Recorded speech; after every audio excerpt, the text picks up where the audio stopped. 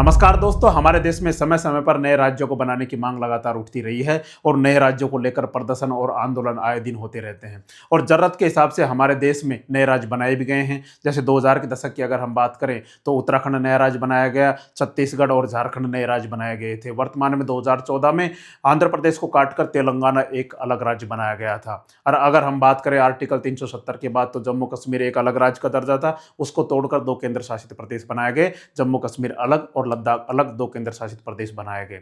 और दोस्तों, जैसे ही 2014 में तेलंगाना जब अलग राज्य बनाया गया, तो उसके बाद क्या हुआ, नॉर्थ ईस्ट में अलग से राज्य, नए राज्य बनाने की मांग को लेकर लगातार प्रदर्शन और आंदोलन बहुत तेज हो गए। जैसे गोरखालैंड की मांग को लेकर लगातार प्रदर्शन होते रहते हैं, उसी तरीके से बोडोलैंड की मांग को लेकर भी लगातार प्रदर्शन होते हैं, जो आसाम को काटकर एक अलग से बोडोलैंड नया राज्य बनाया जाना है। तो दोस्तों, आज हम उसी बोडोलैंड की चर्चा करेंगे और बोडोलैंड के इतिहास के बारे में हम विस्तार से चर्चा करेंगे कि आखिर बोडो जनजाति कहाँ निवास करती है, उनकी मांगे क्या हैं, वो अपने लिए अलग राज्य की मांग क्यों कर रहे हैं, अभी तक बोडोलैंड राज्य क्यों नहीं बन पाए, इसके पीछे क्या कारण थे, और साथ ही बोडोलैंड जो आंदोलन था उसका राजनीतिकरण कैसे हो गया, जिसके लिए अभी तक बोडोलैंड राज्य अलग से नहीं बन पाया। इन सब तमाम कारणों के बारे में हम विस्तार से गहन विश्लेषण करेंगे। अब दोस्तों, सबसे पहले हम बोडो जनजाति के बारे में जानें तो बोडो जनजाति हमारे भारत के नॉर्थ ईस्ट के आसाम राज्य में पाई जाती है और यह एक बहुत बड़ा समुदाय है। अब यह अपने लिए क्या कर रहे हैं, अपने लिए एक अलग राज्य की मांग कर रहे हैं। अलग राज्य की मांग क्यों कर रहे हैं? क्योंकि ये चाहते हैं कि अपनी पहचान बनी रहे, अपनी सभ्यता, संस्कृति, अपने फेस्टिवल बचे रहें। क्योंकि आने वाले समय में लगातार जो ये जनजाति हैं, इनकी धीरे धीरे पहचान खत्म होती जा रही है। और दूसरा कारण ये है कि जो भी बांग्लादेशी थे, वो धीरे धीरे क्या कर रहे हैं, आसाम में आकर बसते जा रहे थे। आसाम में आकर बसते जा रहे थे तो इनकी संख्या धीरे धीरे कम होती जा रही थी, और जो भी बांग्लादेश से आसाम में आकर बांग्लादेशी बस रहे थे, उनकी संख्या धीरे धीरे बढ़ती जा रही थी। और जो बंगाली थे, बांग्लादेश से आए थे, उनका जो कल्चर था, उनकी जो भाषा थी, उनके जो त्योहार थे, तो वो धीरे धीरे बढ़ने लगे थे और इनके क्या होने लगे थे, इनके कम होने लगे थे। जिसकी वजह से ये चाहते थे कि बांग्लादेशियों को यहाँ से भगाया जाए और हमारे लिए एक अलग अलग से राज्य बनाया जाए, जिसके लिए ये बोडोलैंड की मांग करने लगे। अब दोस्तों, दूसरी बात यह है कि इन बंगालियों को भगाने के लिए ही हमारे सरकार ने क्या किया था, एनआरसी लागू किया गया था, जो असम के लिए ही मुख्य रूप से था। एनआरसी में क्या था कि जैसे 1971 से पहले के जो भी लोग आसाम में हैं, उनको तो उस रजिस्टर में नाम लिख दिया जाएगा। और जो 1971 के जो भारत और पाकिस्तान के बीच युद्ध हुआ था, उसके बाद जो बांग्लादेशी भागकर कहाँ आए थे, आसाम में आकर बस गए थे, उनको क्या करना पड़ेगा, उनको वापस भगा दिया जाएगा। 1971 के बाद जो भी आए थे, अगर नागरिकता साबित करनी होगी तो 30 ऐसे डॉक्यूमेंट्स बताने होंगे उनको, जो क्या कर सके, वो हमारे देश की नागरिकता साबित कर सके। नहीं तो एनआरसी के बाद क्या किया जाएगा, अवैध बांग्लादेशियों को उनको बाहर भगाया जा रहा है और असम को एक तरीके से स्वच्छ बनाया जा रहा है, ताकि हमारे देश के लोग वहां पे रह सके। अब दोस्तों, क्या हुआ कि बोडो समुदाय जो भी यहाँ पर रह रहा था आसाम में, वहां पर भी बांग्लादेशी आकर रहने लगे और संख्या में इनसे बहुत ज्यादा हो गए, जिससे इनकी पहचान धीरे धीरे विलुप्त होती जा रही थी। अब ये लगातार कोशिश कर रहे हैं कि हमारे लिए एक अलग से राज्य बनाया जाए। और अब तो इन्होंने एक नारा दे दिया है। नारा क्या दे दिया है कि नो बोडोलैंड नो रेस्ट, कि अब तो हम रेस्ट भी नहीं करेंगे जब तक क्या होगा, जब तक हमारा बोडोलैंड जब तक बोडोलैंड एक अलग से राज्य हमें नहीं मिल जाएगा। तो इन्होंने एक नारा दिया है कि नो बोडोलैंड नो रेस्ट। अब यह नारा इनके लिए एक तरीके से रोजमर्रा की जिंदगी का हिस्सा बन गया है और इनका एक ही कहना है कि जब तक बोडोलैंड नहीं मिलेगा, हम लगातार धरने प्रदर्शन करते रहेंगे, सरकार से मांग करते रहेंगे और लगातार आंदोलन करते रहेंगे। तो इनका एक ही मकसद है कि बोडोलैंड एक अलग से राज्य होना चाहिए। अब बोडोलैंड की मांग को लेकर इन्होंने साफ कह दिया है कि आसाम राज्य को काटकर एक तरीके से 2 अलग अलग राज्य बना दिए जाए। एक तो आसाम रह जाएगा, दूसरा बोडोलैंड बन जाएगा। जैसे ये हिस्सा, ये तो आसाम रह जाएगा और दूसरा ये हिस्सा बोडोलैंड के रूप में बन जाएगा। तो क्या किया जाए, 50-50 बांट दिया जाए, एक तो बोडोलैंड, एक आसाम के रूप में। तो ये साफ मांग करने लगे हैं कि आसाम को काटकर 50-50 कर दिया जाए, बोडोलैंड अलग से राज्य बना दिया जाए। अब बोडोलैंड की मांग को लेकर जो बोडो संगठन है, वो मुख्य रूप से 3 संगठन है जो लगातार बोडोलैंड की मांग करते रहते हैं। पहला तो है ऑल बोडो स्टूडेंट यूनियन, जिसने सबसे पहले बोडोलैंड की मांग स्टार्ट की थी। पहला संगठन तो ये है।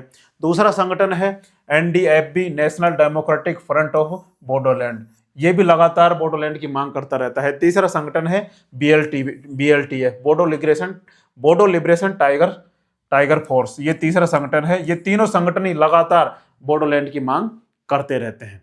अब दोस्तों, बोडोलैंड में अगर हम देखें तो कौन कौन सा क्षेत्र आता है। बोडोलैंड को एक तरीके से, ये है ब्रह्मपुत्र नदी, ये पूरा आसाम का मैप है, ये ब्रह्मपुत्र नदी यहां से बहती है। इसका जो उत्तरी भाग है ये वाला जो उत्तरी भाग है वो एक तरीके से बोडोलैंड के नाम से जाना जाता है। इसमें 4 जिले आते हैं। एक तो है काकराझार, दूसरा है चिराग, तीसरा है बक्सा और चौथा है उदालगुड़ी। ये 4 जो डिस्ट्रिक्ट हैं वो क्या आते हैं, बोडोलैंड के अंदर आते हैं। और यहाँ पर जैसे अगर हम देखें इसको तो ये ब्रह्मपुत्र नदी बहती है। इसका जो उत्तरी एरिया है वो बोडोलैंड के रूप में है, जिसमें 4 डिस्ट्रिक्ट आते हैं। इन 4 डिस्ट्रिक्टों को क्या किया जाए, अलग करके क्या बना दिया जाए, बोडोलैंड बना दिया जाए। अब दोस्तों सबसे पहले 1930 में आजादी से पहले बोडोलैंड राज की मांग उठाई गई थी। वो किसने उठाई थी, वो उठाई थी गुरुदेव श्रीमत कालीचरण ब्रह्मा। इन्होंने कहा था कि जो बोडो जनजाति समूह है, अंग्रेजों से कहा था कि उनके लिए क्या कीजिए, एक अलग से राज्य बना दीजिए जिससे हमारी पहचान बनी रहे, जिसके बाद हमें कोई दिक्कत नहीं है। हम अपनी पहचान, संस्कृति, सभ्यता और कल्चर को लेकर आगे बढ़ते रहेंगे और साथ ही अलग स्टेट के रूप में हमें एक तरीके से अलग से पहचाना जाएगा। उसके बाद क्या हुआ कि अंग्रेजों ने ना तो इनकी सुनी, और आज जब भारत आज़ाद हो गया तो उसके बाद ना भारत की सरकार ने सुनी। उसके बाद क्या हुआ कि बोडोलैंड राज इनको चाहिए था, तो एक संगठन का निर्माण किया गया, जो कब किया गया था, 1967 में।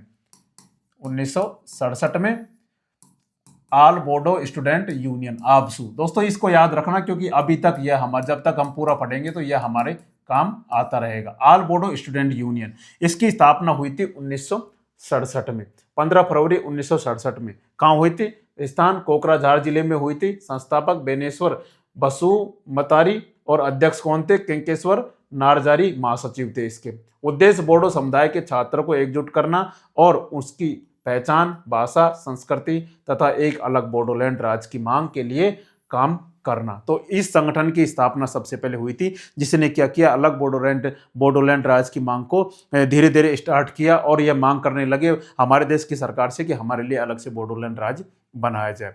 फिर दोस्तों क्या हुआ, भारत और पाकिस्तान के बीच युद्ध हुआ 1971 में। 1967 में यह संगठन बना। 1971 में जब युद्ध हुआ तो बहुत सारे बांग्लादेशी हमारे देश में आ गए, और सबसे ज्यादा कहाँ आए, सबसे ज्यादा आसाम में आए। और जब आसाम में आए तो यह जो क्षेत्र में बसे हुए थे, यह जो बोडो जनजाति यहाँ पर बसी हुई थी, यहाँ पर आकर सबसे ज्यादा रहने लगे। और अब क्या हुआ कि इनके अधिकार मरने लगे और बांग्लादेशी अपनी सभ्यता और संस्कृति इनके ऊपर थोपने लगे। तो इन्होंने यह निश्चय कर लिया कि हमारे लिए जब तक बोडोलैंड राज्य नहीं बनेगा तब तक क्या होगा, अपनी पहचान धीरे धीरे मिट जाएगी अगर बोडोलैंड राज्य हमें नहीं मिला तो 1971 के बाद ये प्रदर्शन क्या हुए, लगातार बढ़ने लगे और हमारे देश की सरकार से लगातार ये मांग की जाने लगी कि हमारे लिए क्या किया जाए, अलग से बोडोलैंड राज्य बनाया जाए। क्योंकि इतने सारे बांग्लादेशी आ गए थे तो ये बोडो जनजाति समूह था, उनकी तो संख्या धीरे धीरे कम होने लगी थी। और वो क्या कर रहे थे, बांग्लादेशी बहुत ज्यादा संख्या में आ गए तो उनकी संख्या ज्यादा हो गई थी। तो एक तरीके से ये तो कमजोर पड़ने लगे, इनकी पहचान धीरे धीरे मिटने लगी, तो इनके लिए जरूरी था बोडोलैंड राज्य। अब दोस्तों आगे क्या होता है, बात आती है 2 मार्च 1987 की। 2 मार्च 1987 में एक बोडो नेता थे, उसका नाम था बोडोफा उपेंद्र नाथ ब्रह्मा, इनका नाम था। इन्होंने क्या किया, 2 मार्च 1987 को क्या किया, ऑल बोडो स्टूडेंट यूनियन के अध्यक्ष बन गए। और इस संगठन के माध्यम से इन्होंने आंदोलन रखा, एक आंदोलन स्टार्ट किया आसाम में। और आंदोलन स्टार्ट किया तो वो बहुत खतरनाक आंदोलन था, काफी बड़े स्तर पर फैल गया था। बड़े स्तर पर फैल गया था तो इन्होंने बहुत महत्वपूर्ण भूमिका बोडोलैंड राज्य की मांग को लेकर उठाई थी और बहुत सारे प्रदर्शन आंदोलन किए ताकि सरकार को यह मैसेज दिया जा सके कि हमारे लिए अलग से बोडोलैंड राज्य चाहिए। लेकिन दोस्तों इसमें क्या हुआ कि इसी आंदोलन के दौरान एक नए संगठन का गठन हुआ, बोडो सिक्योरिटी फोर्स। इसी समय जब यह आंदोलन चल रहा था तो एक नया संगठन बना, बोडो सिक्योरिटी फोर्स। यह आगे चलकर नया संगठन में तब्दील हो जाएगा, लेकिन इस समय बोडो सिक्योरिटी फोर्स बना था और यह एक उग्रवादी संगठन था। क्या था, उग्रवादी संगठन था, उग्रवादी संगठन था। तो यह आंदोलन लगातार चलता रहा।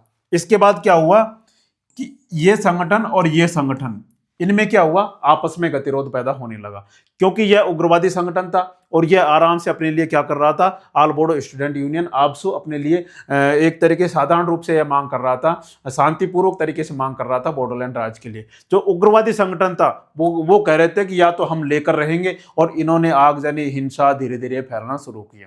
तो क्या हुआ, इन दोनों ही आपस में, इन दोनों के नेताओं में आपस में क्या होने लगा, आपस में इनमें एक तरीके से आपस में ही ये लड़ने लगे, और आपस में ही लड़ने लगे तो इसके पीछे दो मुख्य कारण थे। दो ये थे कि ये तो क्या चाह रहे थे, आबसू वाले, ऑल बोडो स्टूडेंट यूनियन, तो ये चाह रहे थे कि संविधान के तहत ही, हमारे देश का जो संविधान है उसके तहत क्या किया जाए, एक बोडोलैंड राज्य बना दिया जाए। लेकिन ये जो संगठन था धीरे धीरे आगे बढ़कर क्या कहता है कि हमें तो बोडोलैंड क्या चाहिए, एक अलग देश चाहिए। ये तो अलग देश की मांग करने लगे। अब भारत सरकार को जब ये भारत सरकार तो सत्य में आ गई कि चलो बोडोलैंड राज्य की मांग कर रहे हो वो तो ठीक बात है, लेकिन जब अलग देश की मांग कर रहे हो तो वो तो हमारे देश की सरकार के लिए नागवार गुजरी। तो उन्होंने क्या किया, धीरे धीरे जब आंदोलन लगातार बढ़ता जा रहा था तो 1993 में क्या किया, एक बोडो स्वायत्त परिषद बना दिया। मतलब बोडोलैंड राज्य के लिए बोडोलैंड ऑटोनोमस काउंसिल बना दी। लेकिन क्या हुआ दोस्तों, 1993 में सब समझौता हुआ, 1993 में तो समझौता हुआ। उसी के बाद क्या हुआ, 1994 में जो हमने संगठन बताया था, जैसे बोडोलैंड सिक्योरिटी फोर्स था, ये बोडोलैंड सिक्योरिटी फोर्स, ये आगे चलकर 1994 में क्या बन गया, 1994 में क्या बन गया, national democratic front of Bodoland, NDFB बन गया। और यह क्या था, उग्रवादी संगठन था, उग्रवादी संगठन था। तो इन दोनों में आपस में बनी नहीं, किस किस में, all Bodo student union ABSU और दूसरा एनडीएफबी, इन दोनों में आपस में कभी भी नहीं बनी और आज तक भी नहीं बनती है। दूसरा क्या हुआ कि जैसे 1993 में ये बना तो बात बनी नहीं कि बोडोलैंड राज्य की मांग लगातार बढ़ती जा रही थी, क्योंकि इनको तो बोडोलैंड राज्य अलग से चाहिए था। बात जब नहीं बनी तो क्या किया ये आबसू ने 1996 में फिर से क्या किया, फिर से मांग की, बोडोलैंड मांग की, बोडोलैंड राज्य की मांग फिर से इन्होंने स्टार्ट कर दिया और आंदोलन करना स्टार्ट कर दिया। अब दोस्तों इसके बाद क्या हुआ, एक और संगठन बना 1996 में, बोडोलैंड लिबरेशन टाइगर फोर्स, बीएलटीएफ, ये अलग से संगठन बना। ये भी क्या था, उग्रवादी संगठन था। अब दोस्तों ध्यान देने वाली बात यह है कि 3 संगठन बने। शुरुआत में कौन सा था, हम इसको यहां देख लेते हैं कि ये बोडोलैंड राज्य की मांग को लेकर 3 संगठन बने। एक तो बन गया ABSU, all Bodo student union. दूसरा कौन सा बन गया, जो बोडोलैंड सिक्योरिटी फोर्स था वो क्या बन गया, एनडीएफबी बन गया, NDFB, national democratic front of Bodoland. तीसरा कौन सा बन गया, तीसरा बन गया बीएलटीएफ, बीएलटीएफ क्या था, बोडोलैंड लिबरेशन टाइगर फोर्स। अब ये दोनों उग्रवादी संगठन थे, एक तो ये भी उग्रवादी था और ये भी उग्रवादी था। अब दोस्तों एक बोडोलैंड राज्य की मांग कर रहे हैं, लेकिन 2 उग्रवादी संगठन है, एक शांतिपूर्वक संगठन है। अब एक म्यान में 2 तलवार कैसे रह सकती हैं, 2 उग्रवादी संगठन कैसे रह सकते हैं। तो दोस्तों इनमें क्या हुआ, आपस में टकराव होने लगा, झड़प होने लगी इन दोनों में बीएलटीएफ में और एनडीएफबी में लगातार आपस में टकराव होने लगा। और ये क्या कर रहे थे, ये जो उग्रवादी संगठन थे लगातार हिंसा, लूटपाट, हत्या, इन सब पे उतर आए थे। साथ ही ये अलग देश की मांग कर रहे थे। फिर सरकार ने, इंडियन आर्मी ने इनके खिलाफ एक्शन लिया और एक्शन लेने के बाद धीरे धीरे क्या किया, एक समझौता किया 2003 में एक समझौता किया और एक नया संगठन बनाया गया, बीटीसी, बोडोलैंड टेरिटोरियल काउंसिल। यह एक तरीके से हमारे संविधान की 6ठी अनुसूची में शामिल स्वायत्त संस्था है। इसमें क्या हुआ दोस्तों, इन्होंने हथियार डाल दिए, किन्होंने, बीएलटीएफ ने, जो बोडो लिबरेशन टाइगर फोर्स के जो भी लड़ाके थे, इन्होंने क्या किया, यहाँ पर हथियार डाल दिए और समझौता कर लिया और इन्होंने एक राजनीतिक पार्टी बना ली, क्या, Bodoland people's front, Bodoland people's front नाम से एक नई पार्टी बना ली।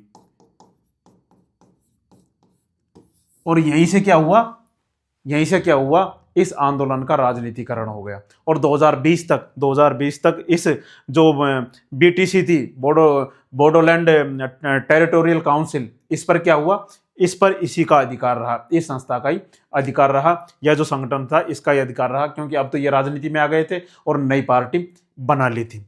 अब दोस्तों ये दोनों देख रहे थे कि यार ये तो आगे बढ़ते जा रहे हैं, अब क्या किया जाए। धीरे धीरे लगातार इनकी मांगे भी बढ़ती जा रही थी। अब दोस्तों बीटीसी में शामिल जो भी स्टेट थे, जिसे क्या कहा जाता था, जैसे ये स्टेट थे बीटीसी में शामिल, इनको क्या कहा जाता था, बीटीएडी। बीटीएडी का मतलब क्या है, बोडोलैंड टेरिटोरियल ऑटोनोमस डिस्ट्रिक्ट, मतलब जो भी स्वायत्त परिषद है उसके क्या थे, डिस्ट्रिक्ट जो भी शामिल थे उनको इसमें रखा गया था, जो बीटीसी के अंतर्गत आ रहे थे। तो ये जो स्वायत्त परिषद थी तो हमारे संविधान की छठी अनुसूची में शामिल थी। अब दोस्तों सबसे पहले अगर हम देखें तो छठी अनुसूची है क्या, जिसमें जैसे अभी लद्दाख में हमने देखा कि सोनम वांगचुक भी संविधान की छठी अनुसूची में लद्दाख को शामिल करने के लिए प्रदर्शन कर रहे थे, अलग से स्टेटहुड की मांग कर रहे थे। आखिर इतनी इंपॉर्टेंट क्यों है दोस्तों? छठी अनुसूची में जो भी क्षेत्र शामिल हो जाता है उस पर क्या होता है, केंद्र के कानून लागू नहीं होते।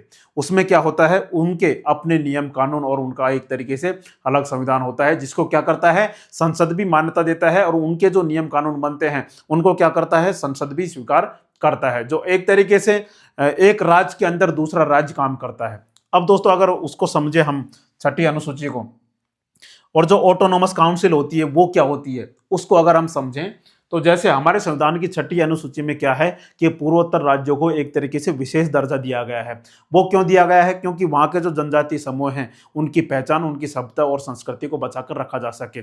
उसमें जैसे अलग से एक ऑटोनोमस काउंसिल बना दी, स्वायत्त परिषद बना दी, तो उनके अपने नियम कानून होते हैं, उसको सरकार कभी भी उनके खिलाफ नहीं हो सकती, सरकार को भी उनको मानना पड़ता है, संसद भी उनको मान्यता देती है। जैसे उन्होंने एक नियम बना दिया कि जैसे हमारे यहाँ पर जहाँ पर भी जनजाति रहती है वहाँ के कल्चर को विनाश नहीं किया जाएगा तो नहीं किया जाएगा, वहां पर पेड़ नहीं काटे जाएंगे, जंगलों को नहीं काटा जाएगा तो नहीं काटा जाएगा। तो दोस्तों कहां कहां पर है, जो पूर्वोत्तर के जो भी राज्य हैं, आसाम में नॉर्थ जाबार हिल्स डिस्ट्रिक्ट, करबी आंगलोंग डिस्ट्रिक्ट, अभी करबी आंगलोंग को लेकर भी अभी विवाद हुआ था, जिसके ऊपर हमने आपको बताया था कि कैसे कैसे विवाद हुआ। वो भी क्या था कि बाहरी लोग करबी आंगलोंग में जाकर रहने लगे थे, जिसकी वजह से वहां पर विवाद हुआ था। बोडोलैंड टेरिटोरियल एरियाज डिस्ट्रिक्ट, जैसे बोडोलैंड है ये आसाम में, इनको विशेष सुविधा दे रखी है। और मेघालय में जो पूर्वोत्तर के जो चार राज्य हैं, एक तो आसाम है, मेघालय, मिजोरम और त्रिपुरा, इनको विशेष छूट दी गई है हमारे संविधान की छठी अनुसूची के अंतर्गत।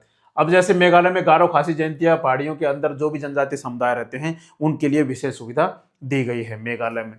मिजोरम में चकमा डिस्ट्रिक्ट और मारा डिस्ट्रिक्ट, लाई डिस्ट्रिक्ट, इनको विशेष सुविधा दी गई है। त्रिपुरा ट्राइबल एरियाज डिस्ट्रिक्ट में जो भी रहते हैं उनको विशेष सुविधा दी गई है। तो हमारे संविधान की छठी अनुसूची में शामिल होने के लिए सोनम वांगचुक प्रदर्शन कर रहे थे, लेकिन उन्हें राष्ट्रीय सुरक्षा कानून NSA लगा दिया गया, नेशनल सिक्योरिटी एक्ट, और उनको रातों रात उठा लिया गया और अभी इनका कोई पता नहीं है।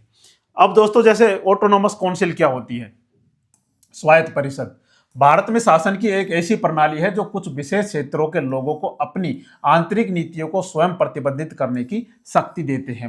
अब इसके मुख्य बिंदुओं को अगर हम देखें तो इसका उद्देश्य क्या होता है, इसका मुख्य उद्देश्य जनजातीय क्षेत्रों, ट्राइबल एरियाज की संस्कृति, पहचान और परंपराओं का संरक्षण करना और उन्हें विकास के लिए निर्णय लेने का अधिकार है। मतलब वो खुद के कानून खुद बना सकते हैं। संवैधानिक आधार क्या है, 6 शेड्यूल में इन्हें शामिल किया गया है। भारत के संविधान की छठी अनुसूची के तहत असम, मेघालय, त्रिपुरा और मिजोरम राज्यों में स्वायत्त जिला परिषद का गठन किया गया है। जैसे अभी हमने आपको बताया था कि 2003 में 1993 में किया गया, फिर 2003 में छठी अनुसूची के तहत क्या किया गया, स्वायत्त परिषद ऑटोनोमस काउंसिल का गठन किया गया है।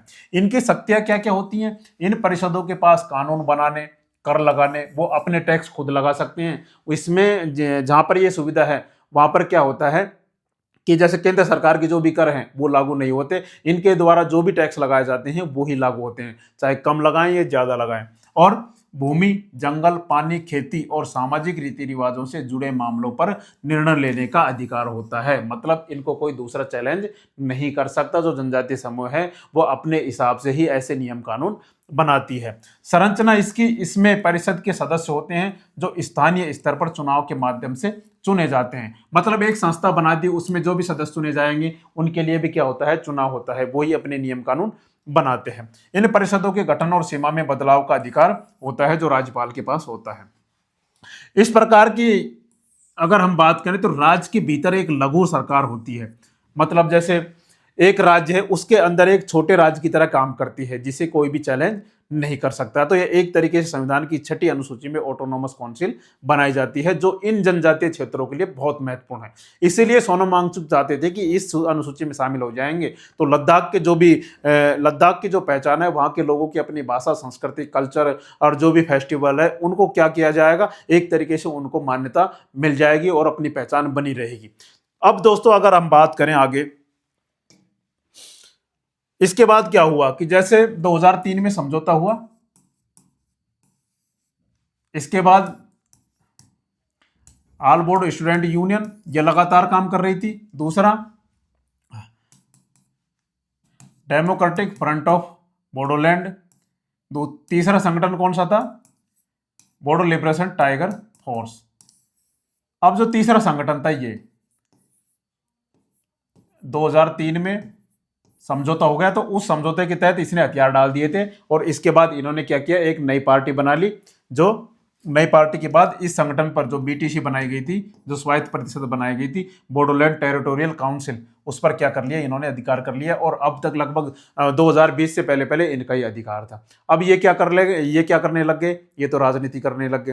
राजनीति करने लग गए तो अब बोडोलैंड की मांग उठाए कौन। तो धीरे धीरे क्या हुआ कि जो एनडीएफ भी था, इन्होंने प्रदर्शन करना स्टार्ट किया। तो यह भी जो उग्रवादी संगठन था, यह भी कई भागों में टूट गया था, 3-4 भागों में टूट गया था। लेकिन इसने भी लगातार प्रदर्शन जारी रखे और ये आपसू था, इसने भी लगातार प्रदर्शन जारी रखे। इसके बाद दोस्तों अब क्या होता है, 2020 में एक समझौता हुआ। 2020 में एक समझौता हुआ, उसमें कौन कौन बैठा, एक तो बैठे केंद्र सरकार, दूसरा राज्य सरकार और तीसरा कौन था,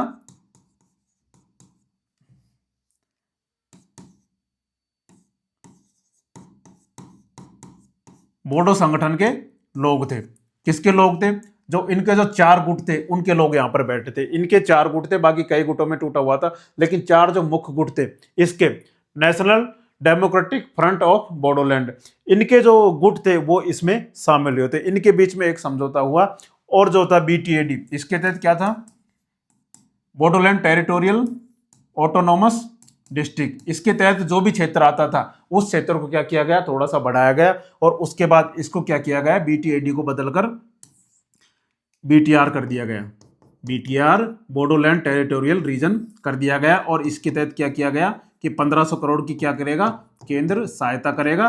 किसके लिए, ये जो जनजातीय समूह है उसके विकास के लिए। अब दोस्तों जो भी भाई लोग हमारे बोडोलैंड क्षेत्र से हमारा वीडियो देख रहे हैं, उनसे मैं एक सवाल पूछना चाहता हूं कि जो भी ये 1500 करोड़ रुपए आपको मिले आपके क्षेत्र के विकास के लिए, आपकी सभ्यता, संस्कृति, पहचान को बचाए रखने के लिए, क्या आपके लिए काम आ रहे हैं या नहीं आ रहे हैं, या 1500 करोड़ रुपए मिलने के बाद इनका क्या हुआ, आपको क्या पता है, आप एक बार कमेंट करके जरूर बताना। तो यह जो समझौता हुआ केंद्र सरकार, राज्य सरकार और बोडो संगठन के बीच, क्योंकि ये तो 2020 में लगभग 2020 तक लगभग ये हो चुका था। ये संगठन लगातार काम कर रहा था, ये भी लगातार काम कर रहा है। तो सरकार ने पहले इसके साथ समझौता किया, इससे हथियार डलवा दिए, तो फिर अब इसके साथ समझौता किया। इसको जो 4 संगठन थे इससे टूटकर बने थे, वो भी एक तरीके से, उन्होंने भी एक तरीके से हथियार डाल दिए और उनके बाद एक संगठन हुआ और 1500 करोड़ रुपए की सहायता इनको दी गई। इसके बाद दोस्तों 2020 के बाद से अभी तक लगातार प्रदर्शन तो होते रहते हैं, लेकिन अभी तक प्रमुखता से फिर से बोडोलैंड राज्य की मांग नहीं उठाई गई है, क्योंकि इनका राजनीतिकरण हो गया। इन्होंने क्या किया, बोडोलैंड राज्य की मांग के लिए उग्रवाद का सहारा लिया, जो हमारे देश को मंजूर नहीं था, हमारे देश के हिसाब से ठीक नहीं था। और लगातार बोडोलैंड राज्य की मांग लगातार उठती जाती, तो क्या हुआ, अभी तक बोडोलैंड राज्य मिल भी सकता था। लेकिन क्या हुआ, इन्होंने उग्रवाद का सहारा लिया और साथ ही इन्होंने इसका क्या कर दिया, राजनीतिकरण कर दिया और ये नेता बन के बैठ गए। उसके बाद धीरे धीरे बोडोलैंड राज्य की मांग कमजोर पड़ती गई। हालांकि अभी भी बोडोलैंड राज्य की मांग को लेकर मांग उठाई जाती है, लेकिन दोस्तों बोडोलैंड राज्य तभी मिल सकता है जब उग्रवाद का सहारा नहीं हो और शांतिपूर्ण तरीके से ये तीनों संगठन मिलकर